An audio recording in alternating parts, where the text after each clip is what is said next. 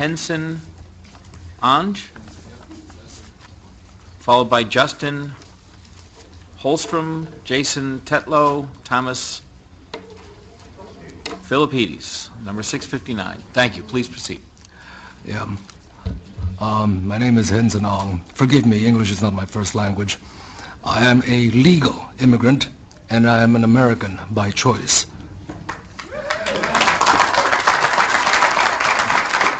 Thank you for giving me this opportunity to express my opinion and give my testimony in opposition to the majority of the proposed bills which do nothing to deter future crimes. Gun control does not work.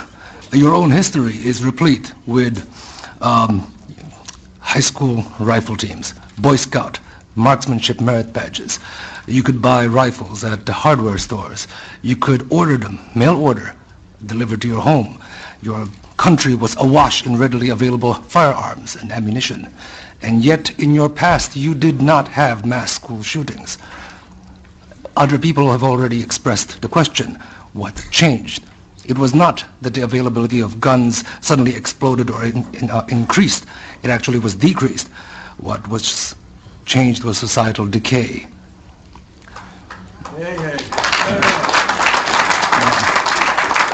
If gun control actually did work, Washington, D.C. and Chicago would be the safest cities in your nation, but it is not. They have the toughest gun laws and the highest crime and murder rates. Now, some people have asked and called the AR-15. They called the AR-15 a weapon of mass killing. Well, it turns out that there are a few government agencies which disagree with that characterization. The Department of Homeland Security has stated that a rifle chambered in .556 NATO with a 30-round magazine is suitable for personal defensive use. I have documentation on that. It is HSCEMS-1212-00011, solicitation for the Immigration and Customs Enforcement Agency. Now, who needs an AR-15 with 30-round mags? That question has also been brought up.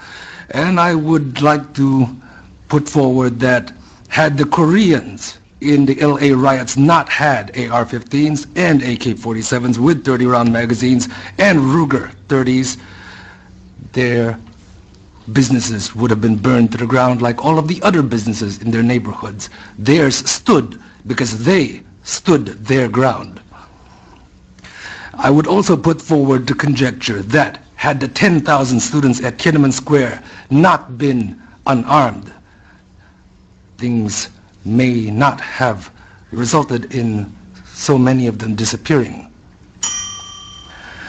In your own laws, United States versus Miller, 309, U.S. 174, 1939, it was made clear that the type of firearms protected by the Second Amendment were those specifically useful and common for military use in defense of the state. I would like to note that the state is not the government. The state is the people. In Lewis, excuse me, Mr. Ange, if you would. In Lewis versus United States, 1980, it is stated that the Second Amendment guarantees no right to keep and bear a firearm that does not have some reasonable relationship to the preservation and efficiency of a well-regulated militia. It has nothing to do with hunting.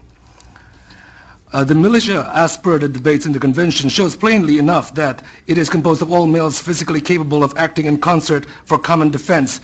And further, that ordinarily, when called for service, these men were expected to appear bearing arms supplied by themselves and of a kind in common use at the time.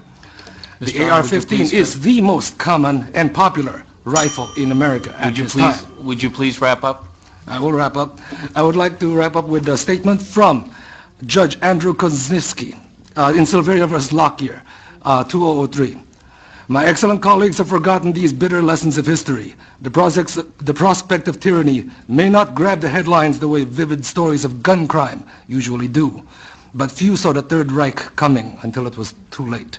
The Second Amendment is a doomsday provision, one designed only for those exceptionally rare circumstances when all other rights have failed.